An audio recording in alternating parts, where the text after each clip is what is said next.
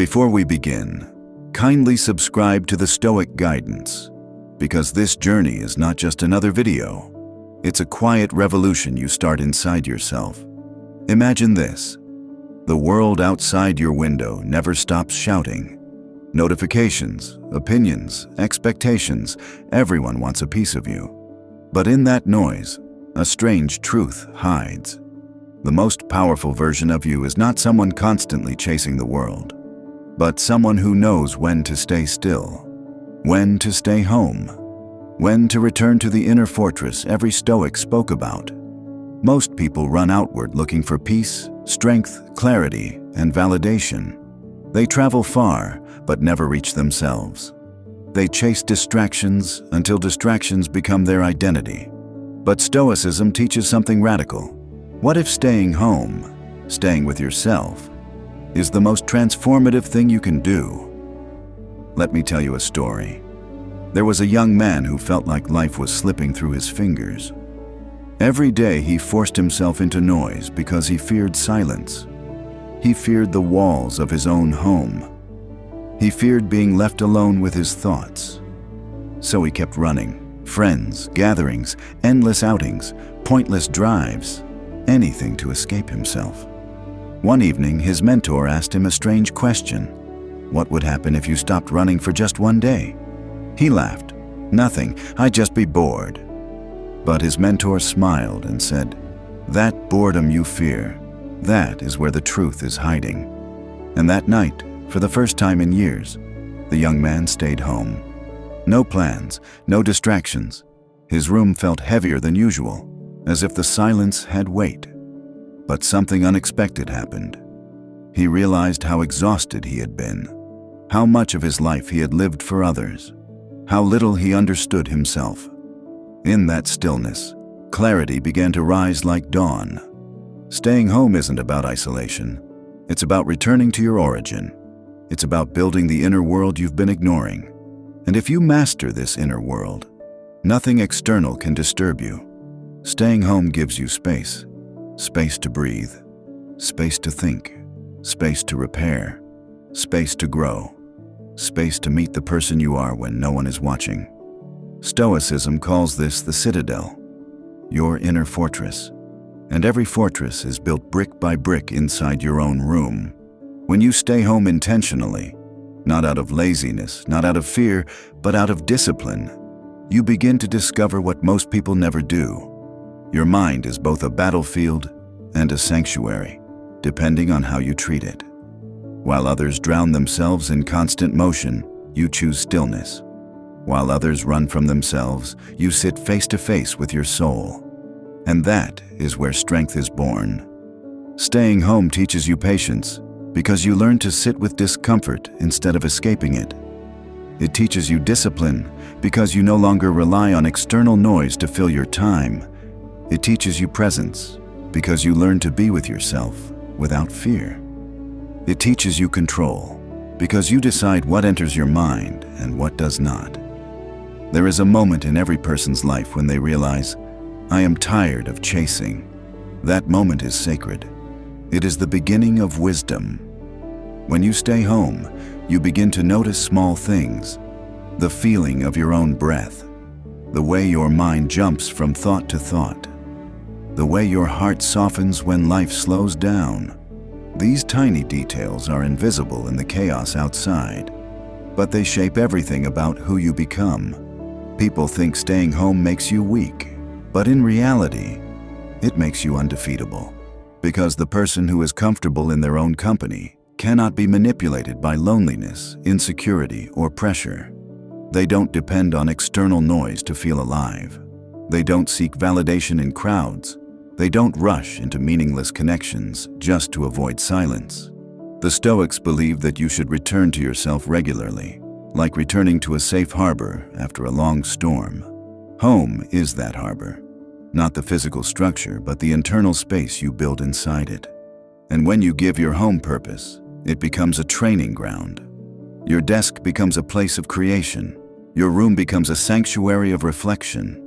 Your solitude becomes a teacher sharper than any mentor. Staying home gives you the chance to practice the 3 most powerful Stoic disciplines: the discipline of the mind, the discipline of time, the discipline of emotion. And once you master these three, the world outside no longer scares you, overwhelms you, or misleads you. Before this part ends, remember one thing. Your home is not just a place where you sleep. It is a place where you rebuild. And sometimes, staying home is not an escape from life. It's preparation for it. When the young man woke up the next morning after spending his first quiet night home, something felt different. He hadn't done anything extraordinary. No achievements, no announcements, no victories. Yet he felt lighter, as if parts of his soul had realigned while the world slept. He realized something powerful. When you stay home, the world stops owning your attention. You reclaim it. This is the secret very few people understand. Most modern suffering comes from scattered attention. We give bits of ourselves to everything and everyone, until nothing is left for us. But home is where you gather yourself again. Stoicism teaches us that the greatest victories are internal. Before you conquer challenges outside, you must conquer the chaos within. Staying home allows you to see that chaos clearly. That morning, the young man picked up a notebook, something he hadn't opened in years. The pages felt stiff, untouched, waiting. He wrote only one sentence: "I finally heard myself yesterday." That single sentence became the beginning of a new life for him. Staying home does not just give you silence. It gives you the chance to listen to the whispers you've ignored for years. The thought that says, "You need rest." The thought that says, "You deserve peace." The thought that says, "You are becoming someone you don't even like." And the thought that says, "It's time to rebuild." People assume staying home means doing nothing. But in reality, it is where the deepest work happens. Inside those walls, you confront your fears without running from them. You face your regrets without hiding behind distractions. You acknowledge your weaknesses without humiliation. And you uncover your strengths without arrogance. Growth begins the moment you sit with yourself long enough to understand what needs to change. That young man spent the next few days home intentionally, not locked away, not isolating, just choosing stillness. He cleaned his space slowly, realizing how much clutter mirrors the clutter inside a person's mind. Every time he organized a drawer, he felt something inside him settle. Every time he let go of something unnecessary, he felt a weight lift off his chest. This is a truth every Stoic understood. Your environment shapes your inner world. A messy room makes your mind restless. An empty schedule invites aimlessness. A neglected home becomes a reflection of a neglected self. But when you build your home with purpose, it becomes a temple of clarity. He began to notice how little he actually needed, how few people genuinely cared for him, how much energy he wasted seeking approval, how deeply peace lived inside him, waiting to be found. Staying home teaches you self-sufficiency. You learn to enjoy your own company. You learn that you do not need constant entertainment to feel alive. You learn that the world's opinions matter far less than your own integrity. And most importantly, you learn that strength grows in silence. There were moments, of course, when the young man felt restless, when his mind tried to drag him back to old habits, when he missed the noise he once depended on. But each time that happened, he didn't escape. He breathed. He stayed. He allowed the storm inside him to settle without distraction, because true growth requires patience. The more time he spent home, the more he saw how powerful stillness could be. His thoughts became clearer, his emotions steadier, his purpose sharper. He found himself becoming calmer, wiser, more grounded. He realized that staying home doesn't just change how you feel, it changes who you become. People outside noticed too. His voice grew more certain, his decisions more deliberate, his presence more composed. He didn't rush, he didn't chase, he didn't crumble under pressure. Because the person who is rooted internally cannot be shaken externally. Staying home teaches you that your value is not defined by how busy you look, how many places you go, or how many people you impress. Your value comes from the strength of your character, the clarity of your mind, and the peace of your heart. By the end of that week, the young man wrote another sentence in his notebook. "I am finally becoming someone I respect." That line alone is a victory greater than anything the outside world could give him. And that is the power of staying home intentionally. On the 10th day of his new routine, the young man woke up with a calmness he had never felt before. The silence that once frightened him had become comforting. The stillness that once felt heavy now felt like strength. He understood something profound. When you stay home long enough to meet yourself, you no longer fear the world, because you understand yourself better than the world ever will. He sat near the window, watching the early light spread across his room. For the first time, he didn't feel behind. He didn't feel pressured. He didn't feel lost. Instead, he felt anchored, grounded in a way he never experienced when he was constantly moving. That morning, he began a new habit. Every day, before touching his phone or stepping into responsibilities, he sat with himself for 10 minutes. No noise, no urgency, no expectations. If you're serious about mastering your mind and becoming the strongest version of yourself, make sure you subscribe right now and turn on notifications. Because every week, we share powerful lessons from Stoic philosophy that will help you build discipline, mental clarity, and the kind of inner strength that no one can take away from you. Now, let me ask you something. When was the last time you felt truly calm?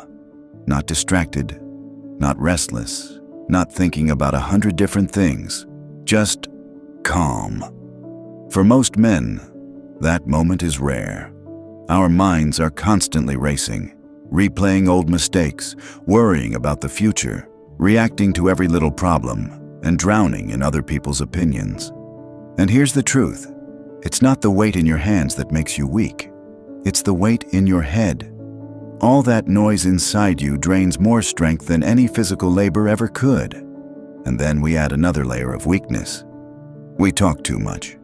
We try to explain ourselves, to prove ourselves, to fill the silence with words that don't matter.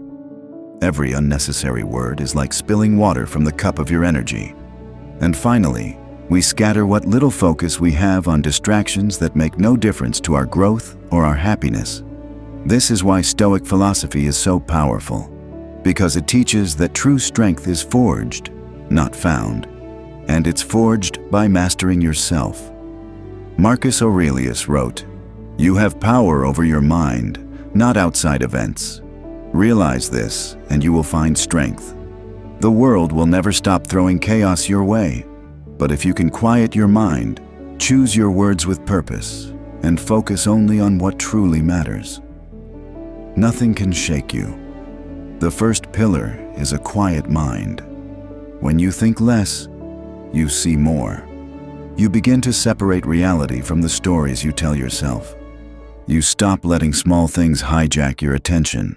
You stop getting pulled into endless mental battles over things you can't change. Instead, your thoughts become fewer, but sharper. Every decision becomes cleaner. You notice more details in the present moment because you're no longer lost in the past or trapped in the future. The second pillar is speaking with purpose. Seneca said, "Speech is the mirror of the mind." If your words are careless, it's a sign that your mind is undisciplined. When you talk less, your words gain power. You learn to pause, to breathe, to think before you speak. You speak only when it's necessary, and when you do, people listen. Silence stops being awkward and starts being a weapon. It makes you mysterious. It makes you respected. It shows you're in control. The third pillar is focus. Epictetus taught, "If you wish to improve, be content to appear clueless about unnecessary things. Not every battle is worth fighting. Not every conversation is worth having. Not every opportunity is worth chasing. When you focus on fewer things, you go deeper, you grow faster, and you protect your time like it's gold. Because it is. This is how true progress is made. Not by doing more, but by doing the right things with all your attention. Now, imagine living by these 3 pillars. Your mind is calm.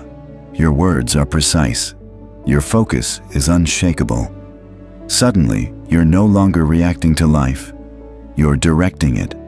You're not wasting energy on gossip, complaints, or worries. You're not distracted by the noise of the world. And because you're grounded, people trust you, respect you, and even fear disappointing you. This is the kind of strength that can't be seen in a mirror, but is felt in every room you walk into. It's not loud. It's not flashy. It's not about dominating others. It's about dominating yourself.